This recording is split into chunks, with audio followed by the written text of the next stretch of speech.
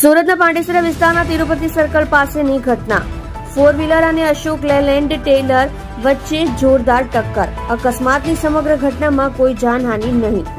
મોડી રાત્રે બનેલા ઘટનામાં પાછળથી આવી રહેલ કાર અશોક લેલેન્ડમાં પટકાઈ જતા જેમાં કારનો બોનેટનો ભાગ બેસી ગયો હતો. આપ જોઈ રહ્યા છો સોમવાર time news channel bureau report Surat.